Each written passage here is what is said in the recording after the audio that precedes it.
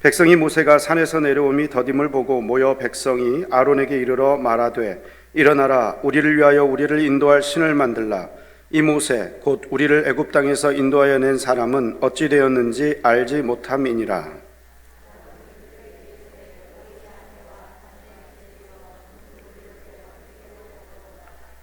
모든 백성이 그 귀에서 금고리를 빼어 아론에게로 가져가매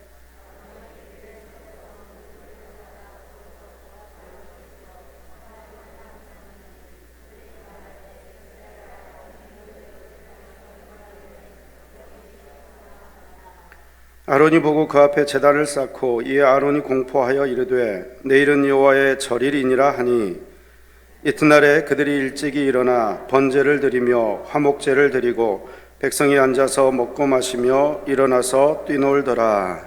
아멘. 셰르파라고 불리는 사람들이 있습니다. 이 셰르파라는 사람들은 히말라야 고산지대에 사는 사람들입니다. 4,000m, 5,000m, 6,000m 정도 되는 그런 높은 고산지대에 사는 사람들이기 때문에 고산병에 어느 정도 적응이 되어 있습니다. 그래서 에베레스트 산과 같은 높은 산을 등정하고자 하는 등반가들을 돕는 일을 합니다. 짐을 들어주고요, 길을 안내해 줍니다. 그 사람들이 이제 바로 셰르파라는 사람들입니다. 이스라엘 민족에게 있어서 셰르파와 같은 그런 안내자의 역할 했던 사람이 있습니다. 그가 바로 모세입니다. 하나님과 깊게 소통했던 사람, 하나님의 뜻을 잘 깨닫고 그 하나님이 인도하시는 대로 이스라엘 백성들을 이끌었던 사람, 그 사람이 바로 모세였습니다. 그런데 한 번은 모세가 시내산에 올라가더니 하나님과 깊게 교제하기 시작합니다. 하루가 지나고 이틀이 지나고 열흘이 지났는데도 내려오지 않습니다. 물도 없는 곳, 음식도 없는 곳, 그곳이 바로 광야인데 그 광야와 같은 그 산에서 모세는 아무것도 먹지 않고 아무것도 마시지 않고 열흘이 지났는데도 내려오지 않습니다. 보통 사람 같으면 음식을 먹지 않고 40일은 견딜 수가 있습니다. 그런데 물 없이 열흘 이상 넘기는 것은 쉽지가 않습니다, 사실. 그런데 모세가 열흘이 지나도 내려오지 않는 것입니다. 20날이 지나고 30일이 지났습니다. 그래도 내려오지 않습니다. 참고 참았던 백성들의 마음은 두려움과 근심과 걱정으로 가득 채워졌을 것입니다. 그들이 믿고 의지하고 따랐던 모세입니다. 모세만 믿고 어찌 보면 그를 따라서 이 광야까지 온 것입니다. 그가 하나님의 대언자였기 때문에, 대리자였기 때문에 누구보다 하나님의 뜻을 따라서 자신들을 이끌어오고 있다고 생각했기 때문에 그 모세의 부재는 이스라엘 백성들에게 큰 고통이었고 큰 두려움이었습니다. 우리가 만약 그들의 입장이었다면 우리는 어떻게 했을까요? 오늘 본문을 보니까 그들은 자신들을 이끌었던 모세가 보이지 않고 이제 더 이상 희망이 없다고 판단되자 아론을 시켜서 송아지 우상을 만들게 했습니다. 아론은 그들이 가지고 있었던 금 고리를 다 빼오게 해서 녹여서 송아지 형상으로 우상을 만듭니다. 금으로 만든 금 송아지였습니다.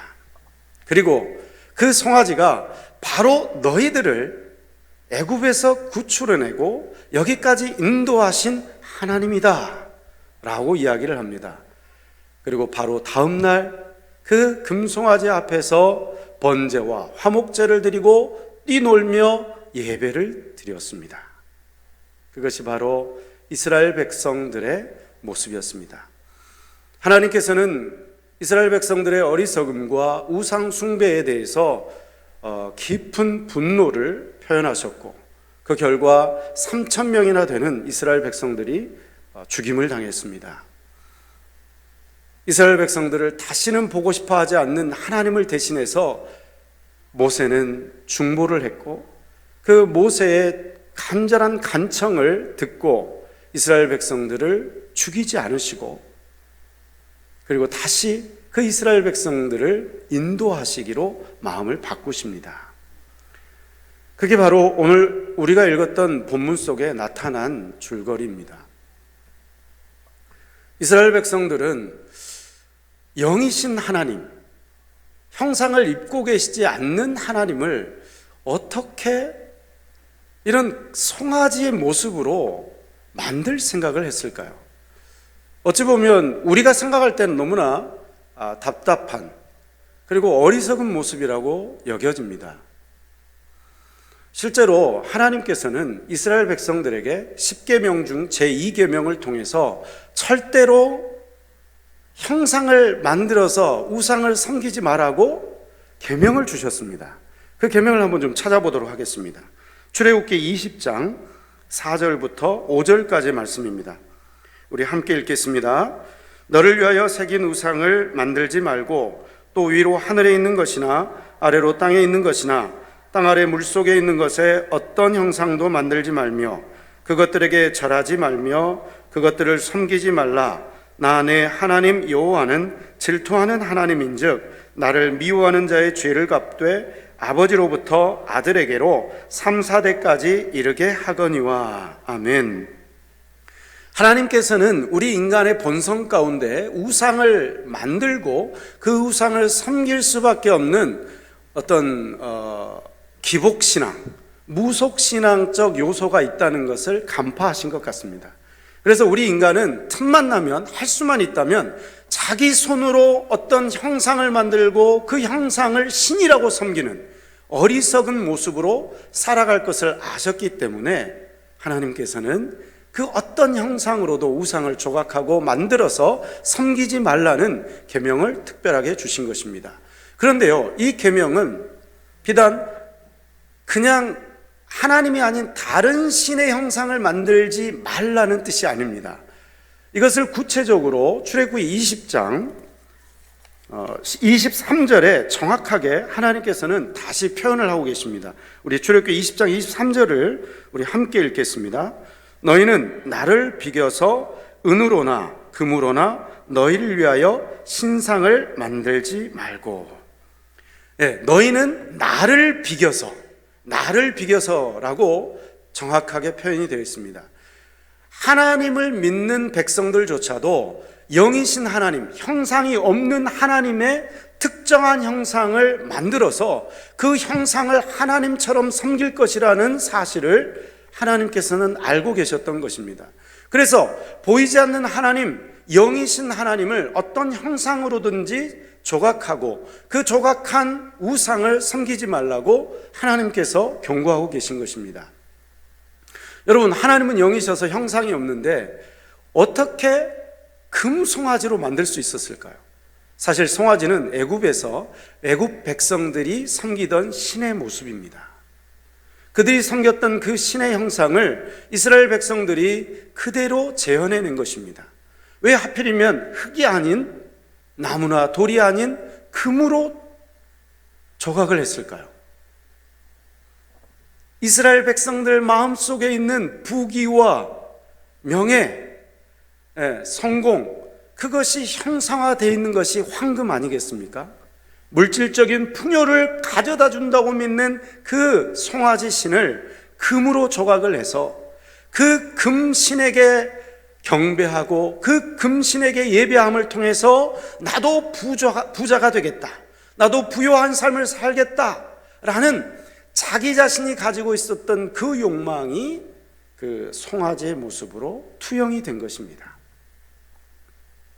하나님을 섬기는 백성들이었지만 결국 그들이 진정으로 섬기는 것은 하나님이 아니라 금송아지였다는 사실입니다. 그들은 금송아지 앞에서 번제와 화목제물을 드렸습니다. 경건한 모습으로 예배를 드렸습니다. 그러나 그들이 드린 대상은, 그들이 신앙한 대상은 하나님이 아니라 송아지였다는 사실입니다. 그 얼마나 어리석은 모습입니까? 자기 자신을 애굽에서 구출해낸 신이 송아지라는 것을 자기 손으로 만들어 놓고, 그리고 그 송아지를 믿음의 대상으로 삼는 것, 이것이 바로 어리석은 우리 자신의 모습일 수 있다는 것입니다. 과연 이스라엘 백성들만 이러한 형상을 만들었을까요? 우리는 어떻습니까? 여기 앉아 계신 저나 여러분들 중에는 그 누구도 금송아지를 직접 만드신 분은 안 계실 것입니다. 없다는 소리였습니다, 방금. 그런 사람은 없습니다. 그러나 한번 진지하게 생각을 해보겠습니다. 우리 마음속에 있는 생각이 그 이미지가 형상으로 나타나는 것입니다.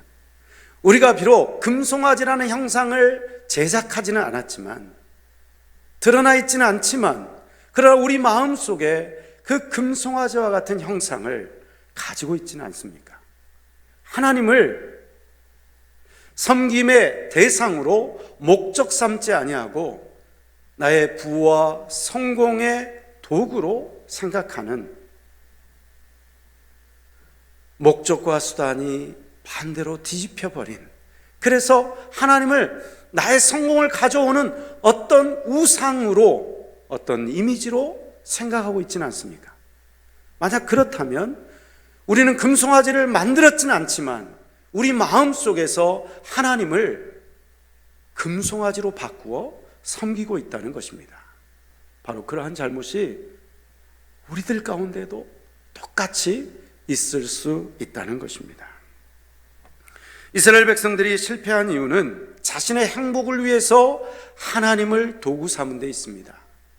이스라엘 백성들은 자기를 구원하고 자기를 가나안 땅으로 인도하시는 그분 하나님이 어떤 분이신지 이해하는 데 실패했습니다. 자신이 왜 구원받았는지를 깨닫지 못했습니다. 그리고 자신을 구원하신 하나님이 얼마나 위대하시고 얼마나 좋은 분이신지, 그분이 누구신지 이해하는 데 실패했다는 것입니다. 그분은 우리를 구원하신 창조주 되십니다. 우리는 그분의 피조물입니다. 우리를 구원하신 분명한 목적이 있습니다. 이스라엘 백성들을 구원하신 분명한 목적이 있습니다. 그것이 바로 성경에 나와 있습니다. 한번 찾아보도록 하겠습니다. 출애굽기 19장 5절로 6절의 말씀입니다. 출애굽기 19장 5절로 6절에서 이스라엘 백성들을 구원하신 그 목적을 분명하게 설명하고 있습니다. 함께 읽겠습니다. 세계가 다 내게 속하였나니 너희가 내 말을 잘 듣고 내 언약을 지키면 너희는 모든 민족 중에서 내 소유가 되겠고 너희가 내게 대하여 제사장 나라가 되며 거룩한 백성이 되리라. 너는 이 말을 이스라엘 자손에게 전할지니라. 아멘.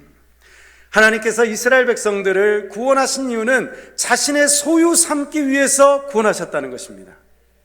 자신의 소유 삼으려고, 거룩한 나라, 제사장 나라가 되게 하시려고, 거룩한 백성으로 살게 하시려고 구원해 내셨다는 것입니다.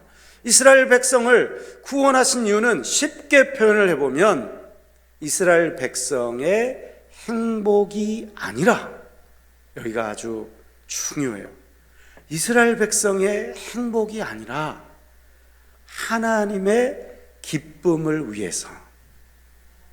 좀 실망스럽죠? 그죠? 아니, 이럴 수가 있나?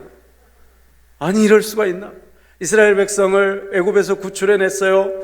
홍해를 갈라서 구원해내셨어요. 만나와 메추라기로 그 광야 생활을 견디게 하셨어요. 구름 기둥과 불 기둥으로 인도하셨어요. 그런데 그렇게 하신 목적이 하나님의 소유 삼기 위해서, 거룩한 백성 만들려고, 제사장 나라가 되게 해서 모든 민족 앞에 모범 국가가 되게 하고 이스라엘 백성들을 보고 여호와 하나님이 참 신이시고 여호와 하나님만이 경배의 대상이라는 것을 보여주게 하려고 이스라엘 백성을 구원해내셨다는 것입니다. 이게 사실 지식적으로는 동의가 되는데 감정적으로는 받아들이기가 어렵습니다. 왜냐하면 우리는 신앙생활을 통해서 지금껏 무엇이 더 가깝습니까? 나의 행복이 가까워요. 나의 기도 응답, 나의 소원이 이루어지는 것이 더 가까워요. 그것을 위해서 신앙생활을 하고 있어요. 그러나 하나님은 우리를 왜 구원하셨냐는 거예요. 하나님은 이스라엘 백성을 왜 구원해내셨냐는 거예요. 그것은 우리의 기쁨, 우리의 행복, 우리의 기도 응답보다도 앞서는 목적이 있는데 그것이 바로 하나님의 기쁨이라는 것입니다. 내 백성은 내가 나를 위하여 지었나니 나의 찬송을 부르게 하려 함이라. 주님께서 우리를 택하시고 이스라엘 백성을 택하시고 우리들을 택하신 목적이 무엇인가? 그것은 거룩한 백성 삼으려고, 제사장 나라 되게 하시려고, 하나님의 소유되게 하시려고 우리를 부르셨다는 것입니다. 아멘. 그런데 이스라엘 백성은 그 거룩한 목적을 깨닫지 못한 것입니다. 여러분, 우리가 퍼즐 맞추기를 취미생활로 하시잖아요, 그죠? 그래서 이렇게 큰 액자 같은 퍼즐 조각을 뭐 하루 이틀, 뭐 어떤 거는 한 달을 걸려가지고 이 조각들을 맞추시더라고요. 그래서 그 조각들을 맞춰가지고 큰 그림이 되지 않습니까? 조각 하나는 그 큰 그림의 일부 속에 들어가지 않을 때는 아무런 의미가 없어요. 그러나 그 작은 조각 하나가 그 큰 퍼즐 조각, 그 그림 속에 들어가게 되면 그 그림이 완성됩니다. 그 그림 속에 들어가 있을 때 그 한 조각의 퍼즐은 의미 있는 것이 되는 것이죠. 우리 인생도 마찬가지입니다. 우리 인생은 각자 하나의 퍼즐 조각처럼 존재하고 있습니다. 그러나 이런 퍼즐 조각 같은 우리 한 사람 한 사람을 향하신 하나님의 큰 그림, 그 큰 그림이 있는데 그 큰 그림 속에 들어가 있을 때만이 의미 있는 인생이 되는데, 그 큰 그림이 바로 우리 한 사람 한 사람을 거룩한 백성 되게 하시겠다, 제사장 나라로 만들겠다, 나의 소유가 되게 하겠다 라고 주님께서 말씀하시는 것입니다. 그것을 위해서 이스라엘 백성을 부르신 거예요. 근데 이스라엘 백성들은 그 사실을 몰랐기 때문에, 그래서 그 하나님의 기쁘신 뜻과 계획과 섭리를 따라서 살아갈 때에 행복은 부산물로 주어지는 것인데, 마치 휘발유를 우리가 자동차에 지금 놓고 쓰고 있지만 사실은 경유를 개발하면서 정유를 할 때에 경유가 먼저 나오거든요. 휘발유는 부산물이었어요.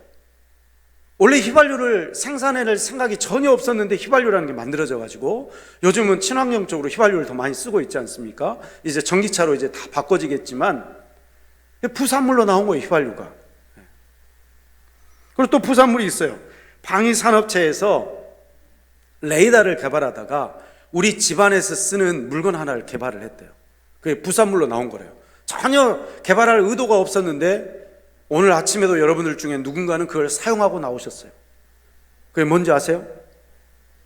가스레인지? 아니요, 전자레인지. 전자레인지. 레이더를 개발하다가 전자레인지가 뜻하지 않게 발명이 됐대요. 네. 여러분, 우리는 나의 행복, 나의 즐거움, 나의 만족을 위해서 신앙생활하면서 달려갑니다. 그런데 그것은 부산물이에요. 그것을 목적으로 삼아 진행하고 신앙생활하는 것은, 그것은 바로 우상숭배입니다. 우상숭배요. 내 욕망과 내 욕심을 앞세워서 나아가는 것, 그것은 하나님이 아닌 내 욕망을 섬기는 우상숭배와 같다는 것입니다. 그러나 우리가 하나님의 뜻을 따라서 거룩한 백성으로 거룩한 삶을 실천하며 하루하루 살아간다면 그 삶 속에서 주님께서 행복과 기쁨을 부산물로 주시는 거예요. 이게 신앙생활의 우선순위가 되어야 된다는 것입니다. 그래서 베드로전서 2장 9절은 다음과 같이 설명하고 있습니다. 우리 베드로전서 2장 9절의 말씀을 우리 함께 읽겠습니다. 그러나 너희는 택하신 족속이요 왕같은 제사장들이요 거룩한 나라요 그의 소유가 된 백성이니 이는 너희를 어두운 데서 불러내어 그의 기이한 빛에 들어가게 하신 이의 아름다운 덕을 선포하게 하려 하심이라. 예. 우리를 어떻게 부르셨다고요? 택하신 족속으로, 왕같은 제사장들로, 거룩한 나라로, 그의 소유가 된 백성으로 우리를 불러내셨다는 것입니다. 그래서 우리를 무엇을 지금 기대하고 계십니까? 우리에게 향하신 그의 뜻은 무엇입니까? 우리를 어두운 데서 불러내어 그의 기이한 빛에 들어가게 하신 그분이 바로 예수님 아니십니까? 그분이 바로 하나님 아니십니까? 그분의 아름다운 덕을 선포하게 하시려고, 전하게 하시려고 우리를 부르셨다는 것입니다. 이게 신앙생활의 목적이라는 거예요. 이것이 그분의 인도하심을 제대로 받고 제대로 따라가고 있는 신앙생활이라는 것입니다. 한 군데만 더 찾아볼까요? 고린도후서 5장 15절 말씀입니다. 고린도후서 5장 15절 말씀 우리 함께 읽겠습니다. 그가 모든 사람을 대신하여 죽으심은 살아있는 자들로 하여금 다시는 그들 자신을 위하여 살지 않고 오직 그들을 대신하여 죽었다가 다시 살아나신 이를 위하여 살게 하려 하심이라. 아멘. 우리를 대신하여 주님께서 죽으셨습니다. 왜 그렇게 하셨다고요? 다시는 내 자신을 위해 사는 것이 아니라 나를 위하여 대신 죽으신 그분을 위하여 살게 하시려고 우리를 구원하셨다는 것입니다. 그 기쁘신 뜻대로 살아갈 때에 우리에게 기쁨이 있는 것이고 우리에게 행복이 주어지는 것이고 모든 일이 합력하여 선을 이루게 될 줄 믿습니다. 그래서 우리는 주님의 인도하심을 받는 것이 중요합니다. 제가 제목으로 누구의 인도함을 받고 있습니까? 라고 정했습니다. 만약 우리 속에 여전히 나의 욕망이 우상의 형상으로 자리 잡고 있다면, 나는 하나님을 섬긴다고 이 자리에 앉아 거룩하게 예배드리고 있지만 실상은 하나님을 향하여 예배드리고 있는 것이 아니라 내가 만든 그 우상의 형상을 향해서 예배드리고 있는지 모릅니다. 그렇다면 어떻게 하나님의 인도하심을 받을 수 있을까요? 어떻게 우상이 아닌 내 욕망의 덩어리를 향해서 절하는 것이 아닌 신실하신 하나님, 나를 거룩한 백성 삼으시고 제사장 나라가 되게 하시며 자신의 소유가 되게 하신 그 기쁘신 뜻을 따라 하나님을 제대로 섬길 수 있겠습니까? 그것은 내 속에 있는 탐심을, 내 속에 있는 욕망과 욕심을 죽일 때에 가능합니다. 그래서 골로새서 3장 5절은 제가 읽겠습니다. 이렇게 설명하고 있습니다. 그러므로 땅에 있는 지체를 죽이라. 곧 음란과 부정과 사욕과 악한 정욕과 탐심이니 탐심은 곧 우상 숭배니라. 아멘. 우리 속에 있는 탐심을 우리 힘으로는 없앨 수가 없습니다. 그러나 성령 하나님이 함께 하시고 진리의 말씀을 깨닫게 하실 때 그 성령 하나님의 도움을 의지하여 우리의 탐심을 하나하나 없앨 수가 있고 우리의 정과 욕심을 십자가에 못 박을 수 있는 용기가 생깁니다. 바로 그럴 때에 우리의 우상들은 부서지게 될 것입니다. 그토록 간절하게 붙들고 있었던 우상들은 깨어지게 될 것입니다. 그리고 그 순간 우리는 우리의 영안이 열리고 우리의 영적인 귀가 열려서 진실한 마음과 영으로 하나님을 예배하는 자가 될 수 있을 것이고 신실하게 하나님을 따라갈 수 있게 될 것입니다. 바로 그것을 우리 주님께서 원하고 계십니다.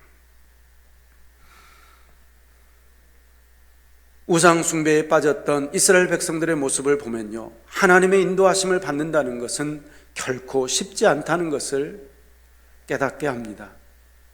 사실 우리는 모세가 40일 만에 내려오리라는 것을 이미 다 알고 있습니다. 왜냐하면 성경에 기록되어 있기 때문에. 그러나 이스라엘 백성들은 어땠을까요? 미리 모세가 나는 40일 만에 내려올 거야, 아무 염려하지 말고 여기 잘 기다리고 있어, 40일 동안 하나님 잘 만나고 올게, 이렇게 미리 언질이라도 줬다면 이스라엘 백성들이 그토록 헤매지는 않았을 것입니다. 죄악으로 빠져서 징계를 받지 않았을 것입니다. 그러나 모세는 아무 말도 없이 그냥 올라갔습니다. 언제 오리라는 보장이 없습니다. 남아있는 백성들의 속은 타들어갔습니다. 마치 사울이 사무엘 선지자를 기다리다가 하도 안 오니까 결국은 자기가 제사를 드리다가 그 왕의 자리에서 물러나게 되지 않습니까? 하나님의 진노를 받지 않습니까? 하나님의 인도함을 받는 것은 마치 이와 같이 결코 쉽지 않은 일입니다. 그러나 쉽지 않지만 우리가 반드시 가야만 하는 길입니다. 그래서 우리에게는 인내심이 필요합니다.